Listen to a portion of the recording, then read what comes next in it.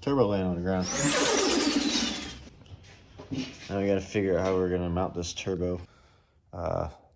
302 or something like that. Just an A2 deck. It doesn't have to be a 302. It could be anything really, but 9.5 preferably, or even an LS. So yeah, who knows? It could be an LS car eventually. Very possible. So I don't know. We'll see. Put that bandsaw to work. I gotta figure out where I want to put this bad boy. So I ended up getting a different turbo mount. I had a mid-frame turbo mount, but I, for some reason, thought this was a mid-frame turbo. It wasn't. It's actually a small frame. So I got the small frame Maven turbo mount. And now I just got to figure out where I want to place this thing. I'm thinking over here in this area, it's got a little more real estate than over there. It's going to be tricky with these forward-facing long tube headers, because these take up a lot, and it gets really close to the fans. So I might have to trim back this V-band, move the V-band up to about here to give me a little more room for whenever it goes 90 up into the T4 flange. Over there, I'm just going to merge it over. I'm not going to do a divided. I'm going to try to use the flange I have. I just have a normal square right here. Square flange.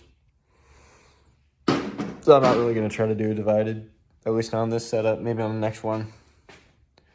Because this ultimately is kind of just a trial run. Because I already had all this stuff. Get this 302 turbo done, run it for a while until it's done, or until I have the funds to do something else, either 351 or all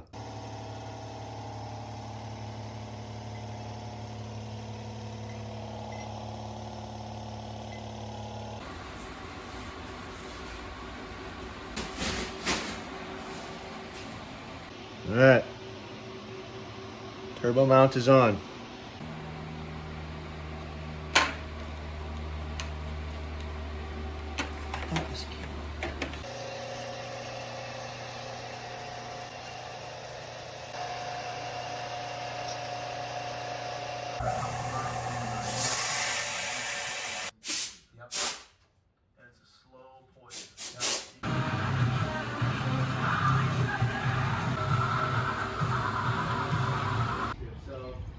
What I got going on,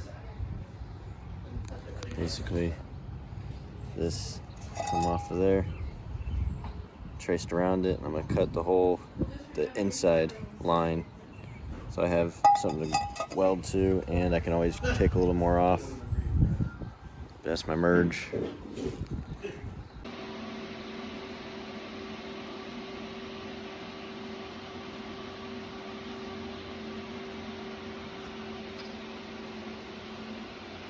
Shows continuously, getting fucked up at night, you've been having fun. It's been a good week. We're about to have a ton of fun. You've been on this show before, you know how it works.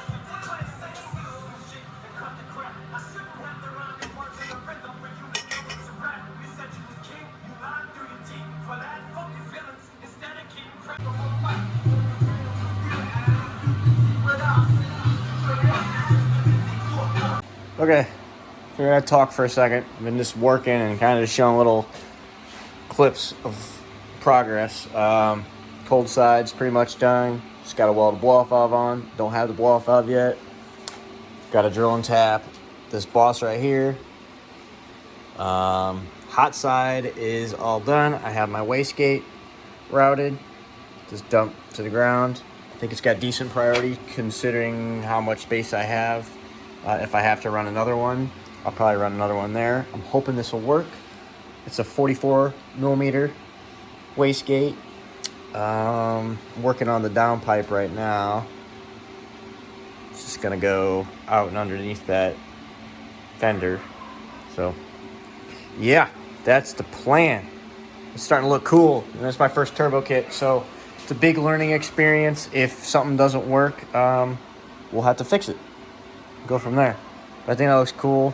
Ignore all this wiring for the ignition crap for the coil or whatever. That's gonna be moved probably back here somewhere hidden. I'm probably just gonna get a 2-wire, like an MSD 2-wire, clean it up. Yeah, this is what's going on. I think you know what this means. Tape down here, get to center, drill a hole.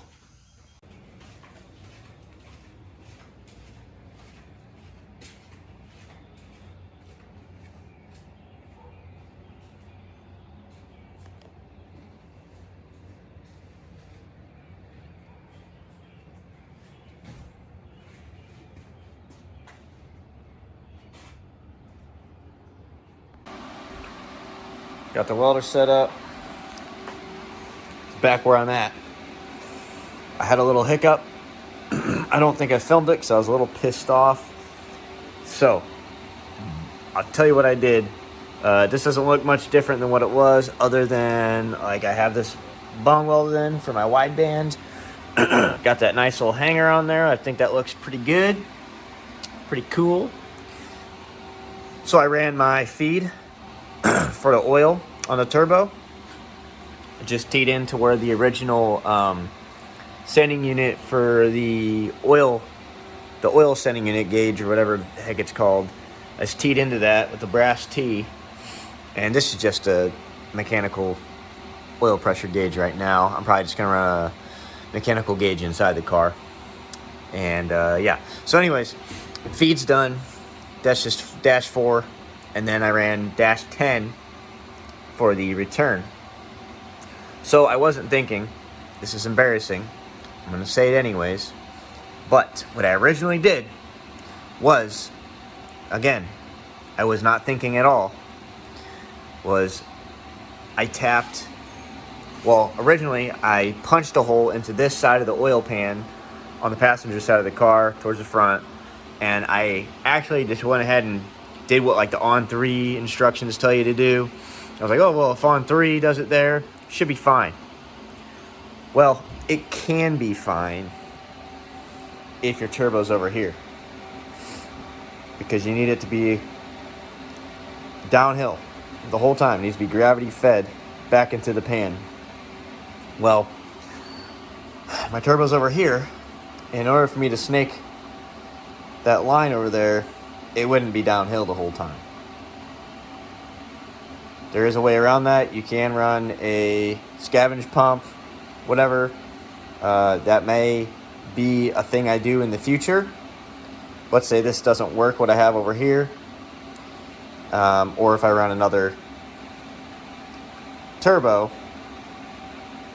or I don't know, or relocate this with the next new engine, but whatever, you know, things can change. But what I ended up doing was here, punched a hole into this side of the pan, because I just went ahead and plugged that side with a brass plug, think it'd be fine. Punched over here. Well, whenever you drive a punch into this side where I have it, you can barely see. Let's see if I can get my camera in there. Where I have it right now, the oil pump housing is right there. So I wasn't able to get a big enough hole in order for me to tap the threads into the oil pan for this dash 10, and well, yeah, for my dash 10 O-ring fitting. So that did not work because I couldn't get a big enough hole. So I ended up having to pull the engine up, basically, undo all my stuff I did, pull the engine up, drop the pan, and I just went ahead, welded the side that I put that brass plug in, went ahead and then just welded a actual dash 10 bung onto the outside of this pan on this side. So that fixed it, and now it is decent. So you can see that is downhill the whole time. Again, I don't know if that is 100% efficient for what I'm doing, so we are going to find out, and it may actually end up needing a scavenge pump if this does not work. I'm hoping this does work because it is downhill. So it should drain. I don't know. We're gonna find out. That was my hiccup with this. Other than that, the turbo kit is done. I do have the cold side piping right there with my blow-off valve. Flange welded on, blow-off valve is mounted on. I converted my carburetor, not all the way, but did a few things that you need to do for a blow-through setup. Like I changed out my floats with some nitro fill floats. I ended up JB welding the freeze plugs on top of the metering blocks on both metering blocks. I put jet extensions in, and what else did I do? Yeah, I put jet extensions, and I upped the jets since I put a power valve block off on one of the metering plates or metering blocks, whatever you call them. So you had to up the jets about 8 to 10 jet sizes. Did that. It should be okay for now. I'm still running a vacuum power valve on the primary at the moment until I get a boost referenced power valve. Then I'll have to take this carburetor back off, and there's a hole on the bottom of the main body that you have to basically tap and put a I'm just gonna put a set screw in there, and that should be good for blow through for now. And I will extend these vent tubes, but that can come whenever I'm ready to tune this thing. But at the moment, I'm just trying to get this thing to idle. I have coolant in the radiator. Yeah, so I started it. It sounds good. I didn't let it idle. I did not let it get to operating temp, so I did not let that thermostat open. So we're not done with that yet, because I want to upgrade. I did wire this, not the whole car, but I did wire a lot of it from the battery to the starter and ignition just to fire it up for first few times. I got my fuel pump, just rigged up to start. And I think I've shown you that I do have this cutoff switch back here. And I actually had a fuse, a mega fuse here is 150 amp. I'm still probably gonna run the 150 amp for the alternator, but I am not gonna run my starter straight to my fuse, because that can draw a bunch of amperage, so that's not going to work. I actually ended up blowing that 150 amp fuse because it was trying to crank and the battery was low. So I am upgrading. Again, this is all new stuff, but I'm going to pull this all back out. This is 4 gauge, and I'm just going to put 1 gauge in for the ground and the power, and that should be more than enough. Here's the fuse I blew. This is an A&L fuse. So those are nice. Those are nice fuses. It looks trick. But again, this is just, I bypassed it just to get to start for, a minute or two. Yeah, that's that. That's kind of where I'm at. It's all put back together now. I think it looks decent. Turbo kit looks decent. And for a lot of guys that don't know much about blow through, I don't either. I am learning, but I did get this vacuum advanced distributor. It's just a cheap knockoff distributor. I was gonna convert this to it could vacuum retard whenever it sees boost, but I changed my mind again, and I'm probably just gonna run one of those MSD boxes that you can basically, once it sees boost, because it's got a map sensor, when it sees boost, it does retard the timing. So you can change that in the computer. So I'm just gonna actually get rid of this whole vacuum advanced setup. This is gonna be a locked distributor. Gonna lock the timing out, and we're gonna run that MSD box. And I think it'll look better. It'll look better. It'll just look cleaner, I think, with a cool MSD distributor without that vacuum port. What else? What else do I need to do? This coil. This is just a factory coil that came with the car. This is the ECU style coil. This car is not ECU powered anymore. It's not EFI. This is just rigged up for now, and it's definitely not going to be in this location. I don't think that looks good. I want this engine bay to look somewhat clean. So I'm going to run one of them 2-wire style canister coils and probably put it behind the engine somewhere. And then my ignition setup should be good to go. I'll run some new wires. I don't like this blue, nor do I like this blue. So clean that up, do black. Sorry. We'll do black, clean it up. Also, these valve covers are temporary. It's the factory valve covers. I'll probably run some chrome, or not chrome, some polished aluminum valve covers. Some of them tall Ford Racing valve covers. And that'll clean that up. It'll look really good whenever I'm done with that. Surfing belts on. So that's good. Water pump works. I still have to wire my alternator. And yeah, so we'll do that whenever I get that wiring. I think I got enough wiring, so we'll get the alternator ran. That I might not run the 1 gauge for the alternator. I don't think it needs it, just because it's running on a 150 amp fuse, and that is just a 100 amp alternator. Also, what I need to do is, since this has got to be boost reference, my what do you call it? My fuel pressure regulator, I have to boost reference it to the carb hat, which I have over here. I am running a spacer. I have my carb hat here. I'm gonna drill and tap a hole into there to run my boost line, or vacuum line in there. I'm just running this hard DOT style, this nylon tube. I like this stuff. I think it looks better. A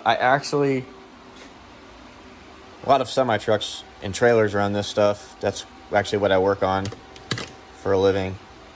And you can use quick release fittings for this stuff. And I think it cleans it up, looks a lot better. Here are the fittings.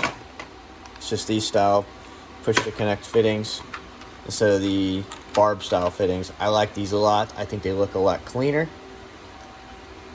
These can over time actually leak. They don't always seal. So that is something, if you guys get these, at least I have that issue at work where we just end up running a compression style brass fitting for these lines. It's got a little ferrule in the sleeve. But this should be fine. The new stuff usually works. It's usually when the hoses, because a lot of times they're painted on the trailers and trucks, and that interferes with the seal in these. So, but this should be fine. Should work. This is just normal barb style fitting. So this, I just got this on Amazon. It was, I don't know, like $20, $15-$20 for this vacuum distribution block. I'm gonna run that somewhere on the firewall so that I have vacuum. There's not much stuff I need for vacuum since I'm not running a brake booster. I just need to run a vacuum from my intake manifold to that block. My wastegate, I need to run that. I need to run my blow-off valve. And yeah, that should be good. Should be good. So that's gonna see what I'm gonna work on. I did buy an O-ring, since generally speaking, again, this is all stuff I've looked up and kind of not 100% sure, but I looked online. A lot of guys run a spacer for their carb hat. And this O-ring's actually too big, so I'm not going to run this O-ring. I'm just going to leave that there for something else. So I'm going to take this spacer And since I'm not going to run an O-ring, but I do want to make sure I don't have a boost leak, we're just going to weld that. Just going to weld that on the carb hat, just like that. And for right now, I'm just going to run a normal air cleaner gasket, and hopefully that works for now. A lot of guys do run an O-ring here instead, so I'll probably find the right size O-ring for that. It's just a 4150 style carb. I don't know why. That's what I thought I got. I don't know, whatever. Anyways, that is what we're gonna do. So what we're gonna do is I'm going to tap this, put one of these fittings in, run that line to my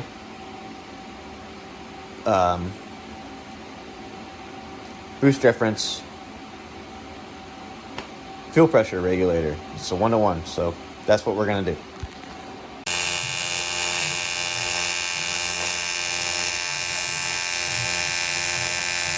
All right, that's welded on. That'll be good. I just gotta drill and tap it. Okay. Here is the new wire I will be running. This is 1 gauge. Pretty heavy duty stuff. I should have no issues with that. In comparison, so there's that 1 gauge. Here's some leftover 4 gauge I got. That's the 4 gauge. I know the wire looks smaller than 4 gauge because a lot of people are probably used to the automotive style. This, it's just a thicker sleeve. This is actually just welding lead. A lot of guys say that is what to run. It's a lot better. You can handle the heat and the amperage. So that, again, this 1 gauge is also a welding lead, so this should be more than capable of doing really anything. So there's that. I got my blow-off valve plumbed, wastegate plumbed. There's the old wastegate. Put them fittings on. You can see. Just ran some of that nylon hose up into here, up into my distribution block.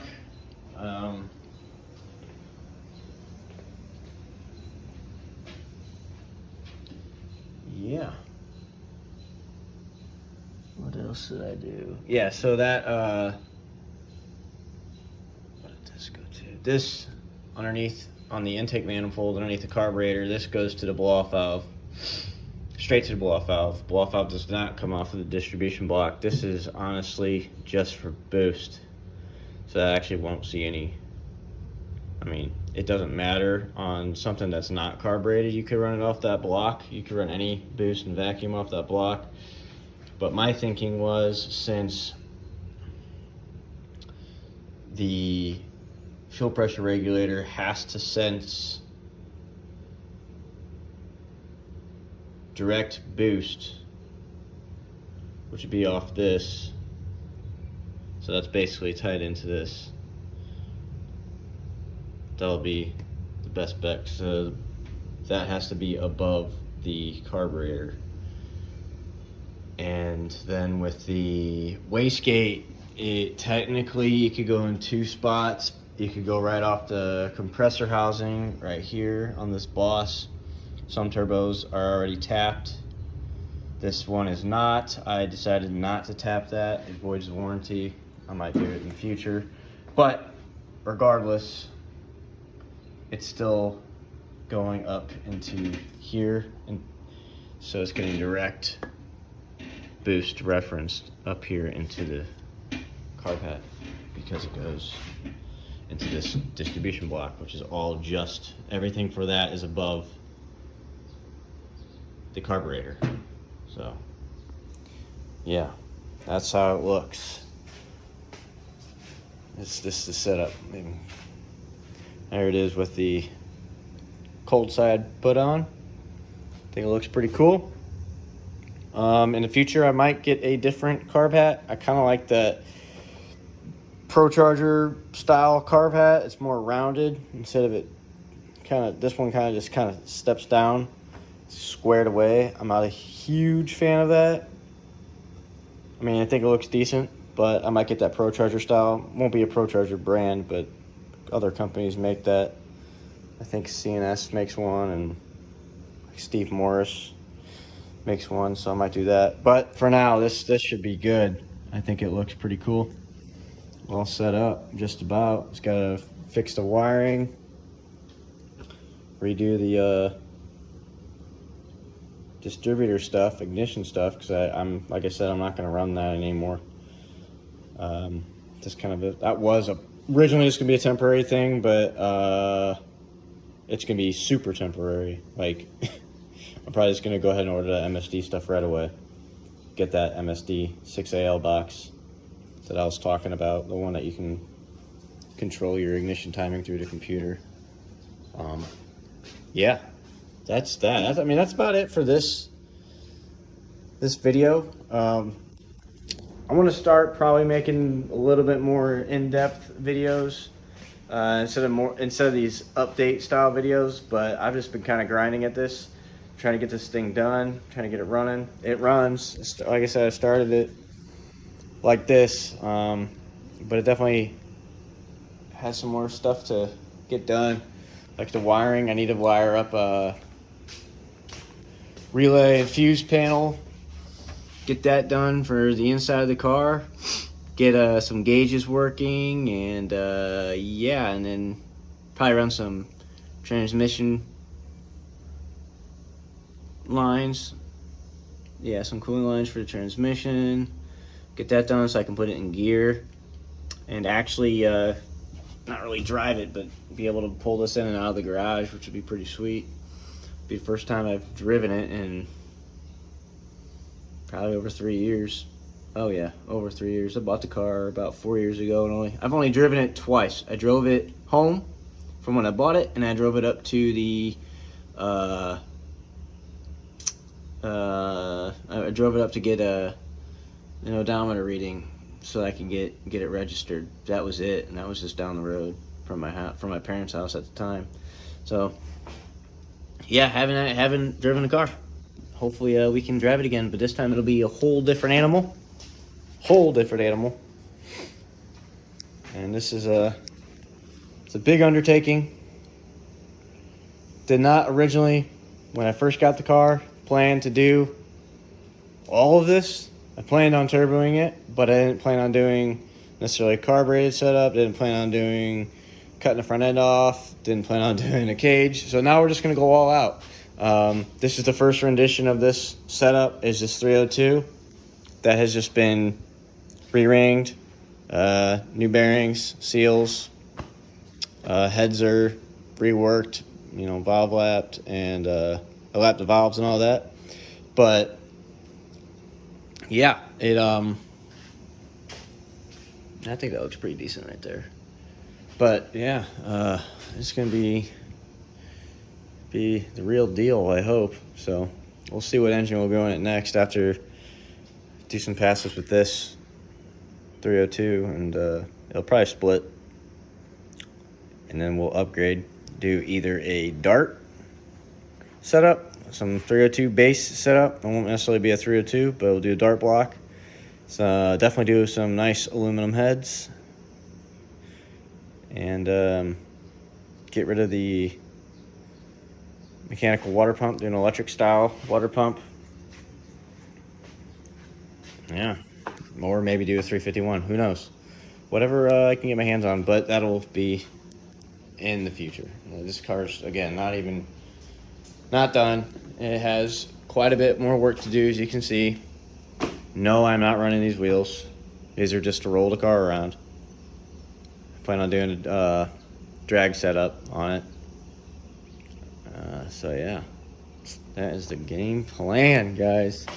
So thanks for watching. Probably in the next video I'll do some wiring and show you kind of what I'm doing. I didn't really get much video of the wiring last time around when I first did it with the 4 gauge, but now that I'm going to redo it, I'll probably just film it, show you guys what I'm doing, how I am wiring it to the kill switch, and then hopefully we'll do some stuff on the inside with relay panel and whatnot. So yeah, guys, I appreciate it. Yeah, this is pretty much it. We'll see you guys later.